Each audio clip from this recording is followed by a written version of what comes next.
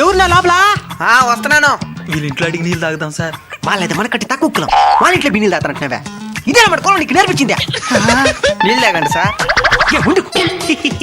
అంటే మేము cooling water మాత్రమే తాగుతాం కాబట్టి వద్దు. అయితే కూలింగ్ వాటర్ తెస్తాను, ఉండండి. ఇందండి.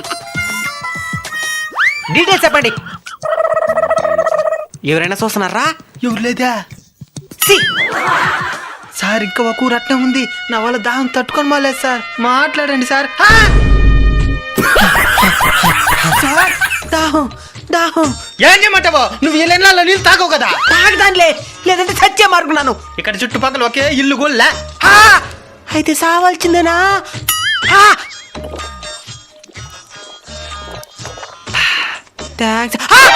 ఇంక పెట్టిన కులగద్ది లేకుండా బతుకు.